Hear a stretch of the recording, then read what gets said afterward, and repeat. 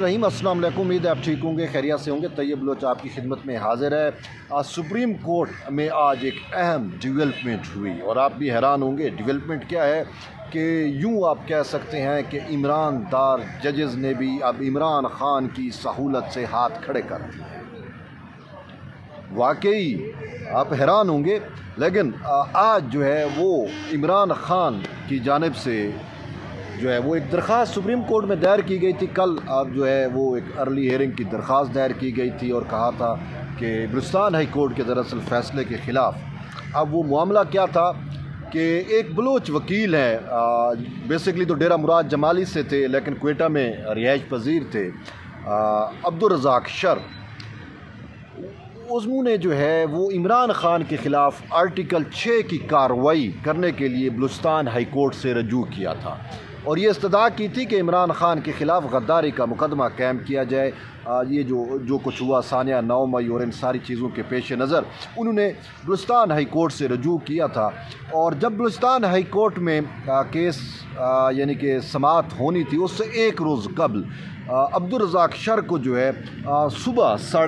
9:20 پر civil ہسپتال کے سامنے سزوکی سٹینڈ جو ہے سزوکی شو روم وہاں پہ کوئٹہ میں 9:20 پر جو ہے بہیمانہ طور کے اوپر قتل کر دیا گیا۔ موٹر سائیکل سواروں نے اس کو جو ہے اندھا دھند فائرنگ کر کے قتل کر دیا۔ تو ایسی صورتحال میں جو ہے اس کے ورثہ نے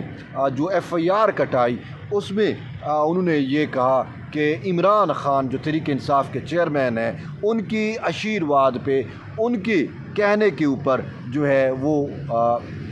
عبدالرزاق شر کو جو ہے وہ قتل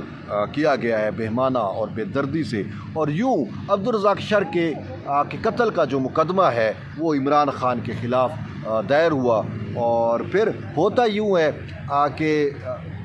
بلوچستان ہائی کورٹ نے جو ہے عمران خان جو ہے وہ اس مقدمے کے خلاف بلوچستان ہائی کورٹ سے رجوع کرتا ہے، اور یوں بلوچستان ہائی کورٹ جو ہے وہ عمران خان کو یہ کہتی ہے کہ آپ جو ہے وہ جو JIT بنی ہے عبدالرزاق شر کے قتل کی تفتیش کے لیے، تحقیق کے لیے، اس میں پیش ہو جائے، اپنے بیان ریکارڈ کرائیں۔ تو یوں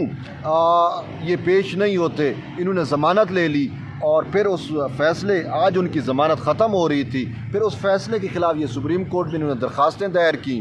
اور پھر کل جو ہے وہ ایک درخواست دائر کی کہ ارجنٹ بیس کے اوپر سماعت آج کے لیے مقرر کی جائے۔ تو کل ہی پھر چیف جسٹس عمر عطا بندیال نے جو ہے وہ معاملے کو 2 رکنی بینچ یعنی جسٹس اعجاز الاحسن، ہم نام سمجھ سکتے ہیں، جسٹس اعجاز الاحسن اور جسٹس عائشہ ملک کے سامنے جو ہے یہ مقدمہ سماعت کے لیے مقرر کر دیا۔ آج ہوا کیا، بڑی امپورٹنٹ ڈیولپمنٹ ہوتی ہے۔ ہمیں یہ خدشہ بھی تھا کہ کہیں چونکہ جسٹس اعجاز الاحسن ہے اور جسٹس اعجاز الاحسن کا جو ماضی کا ٹریک ہے وہ ریکارڈ یہ سب بتاتا ہے کہ کس طریقے سے وہ بڑھ چڑھ کر عمران خان کی سہولت کاری کرتے رہے، اور ان جیسے ججز کے لیے جو ہے یہ ٹرم عمران دار یوز کی گئی کہ عمران دار ججز ہیں، اور انہوں نے سہولت کاری کی بھی صحیح۔ اور ہمیں بھی یہ اندیشہ تھا، ہمیں بھی یہ خدشہ تھا کہ آج عمران خان کی سپریم کورٹ سے جو ہے وہ سہولت کاری ہوگی۔ کہتے ہیں نا کہ دیکھنے ہم بھی گئے پر تماشا نہ ہوا، تو بالکل اس کے مصداق ہم جب آج کی سماعت کے لیے گئے، پہلے تو خدشہ تھا کہ خیر خان خود تشریف لائے گا، سپریم کورٹ میں پیش ہوگا، لیکن وہ پیش نہیں ہوئے۔ اور پھر اس کے بعد جسٹس اعجاز الاحسن اور جسٹس عائشہ ملک پر مشتمل 2 رکنی بینچ نے سماعت کی، تو وکیل لطیف کھوسہ نے پولیٹیکل باتیں شروع کر دی کہ جب وکیل قتل ہوا عبدالرزاق شر تو وزیر اعظم کے معاون خصوصی نے یہ جو ہے وہ اسٹیٹمنٹ دی، فلاں نے یہ دی، پوری ٹی وی چینلز کے اوپر چل گیا کہ عمران خان نے اس کو قتل کیا۔ تو پھر انہوں نے کہا اس کے ورثہ نے FIR درج کرائی۔ تو یوں جسٹس عائشہ ملک نے کہا یہ باتیں چھوڑو، آپ ان باتوں کو سائڈ پہ رکھو، آپ ہمیں بتاؤ FIR بتاؤ، FIR میں کیا لکھا ہے۔ تو یوں جب FIR پڑھی گئی تو FIR میں وہ وقوع بیان کیا گیا تھا، وہ وقوع بھی انہوں نے پڑھ کے بتایا، لیکن ساتھ یہ کہا کہ قتل کے مقدمے میں پھر دہشت گردی کی دفعات بھی شامل کی گئی، اور وہ دہشت گردی کی دفعات اس وجہ سے تھیں کہ ورثہ کے بقول کہ جب موٹر سائیکل سواروں نے عبدالرزاق شر کو بہیمانہ اور بے دردی سے قتل کیا تو اندھا دھند فائرنگ کی، آتشی اسلحہ استعمال کیا، جس سے جو ہے وہ خوف و ہراس جو ہے وہ پھیلا۔ اور صبح کی بات ہے 9:20 پہ جب وہ بلوچستان ہائی کورٹ میں جا رہے تھے اپنے مقدمے کے لیے، تو اس سے پہلے ان کو قتل کر دیا جاتا ہے۔ تو یوں اس کا جو مین ملبہ ہے وہ عمران خان کے اوپر گرتا ہے، اور عمران خان جو ہے وہ بلوچستان پولیس کو جو ہے وہ مطلوب ہیں، اگرچہ وہ ضمانت پہ تھے۔ آج ان کی ضمانت جو ہے وہ مکمل ہو رہی تھی، ختم ہو رہی تھی، یعنی کہ تو اسی وجہ سے سپریم کورٹ میں آئے۔ تو اب دوران سماعت جو ہے دہشت گردی پہ انہوں نے کہا کہ جی یہ دہشت گردی کیسے لگا دی، مہربانی کریں دہشت گردی کی دفعات بھی ختم کریں۔ اور عمران خان کی جانب سے ان کے وکیل نے جو استدعائیں کی تھیں، پریئرز کی تھیں، اس میں یہ تھا کہ جو ایف آئی آر ہے اس کو کالعدم قرار دیا جائے۔ ایف آئی آر جس میں عمران خان کو نامزد کیا گیا عبدالرزاق شر کے قتل میں، اس کو ختم کیا جائے۔ اور پھر یہ بھی تھا کہ جو بلوچستان کے اندر جے آئی ٹی جو تحقیقات اور تفتیش کر رہی ہے، یا جو بلوچستان ہائی کورٹ کا حکم ہے کہ جے آئی ٹی کے سامنے عمران خان پیش ہو جائے، تو یہ حکم جو ہے اس کے خلاف اسٹے آرڈر دیا جائے۔ تو اب صورتحال دیکھنے والی ہے۔ جسٹس اعجاز الاحسن بار بار جسٹس عائشہ ملک کو دیکھیں کہ بھئی کیا کریں، تو جسٹس عائشہ ملک نے انکار کیا، انہوں نے کہا سر میں یعنی کہ ہلا دیا، نو ایسا کیا۔ تو اب جسٹس اعجاز الاحسن جو ہے وہ مجبور ہو گئے کہ وہ نہ چاہتے ہوئے بھی اس کو عمران خان کو جو ہے ریلیف نہ دینا پڑ گیا، یعنی ریلیف نہیں دیا نہ چاہتے ہوئے۔ چاہتے تو وہ تھے کہ میں ریلیف دوں، لیکن وہ ان کی کوشش تھی کہ میں اکیلا ریلیف دوں گا تو میں ایکسپوز ہو جاؤں گا۔ آلریڈی جسٹس اعجاز الاحسن کے اوپر جو الزامات ہیں مبینہ طور کے اوپر کہ یہ مینیجڈ ہے اور سارا کچھ جیسے میں نے آپ کو بتایا، تو یوں وہ اپنی ساکھ بھی بچانے کے چکر میں تھے، اور انہوں نے کوشش کی کہ بندوق جو ہے نا وہ میں جسٹس عائشہ ملک کے کندھے پہ رکھوں، لیکن جسٹس عائشہ ملک نے اپنے کندھے استعمال کرنے سے انکار کر دیا، اور ویسے بھی انہوں نے کہا کہ نہیں بھئی اب وجہ جو ہے وہ وجہ یہ بیان کی کہ بھئی یہ جو بلوچستان ہائی کورٹ کا حکم ہے یہ ڈویژن بینچ کا ہے، یعنی کہ 2 رکنی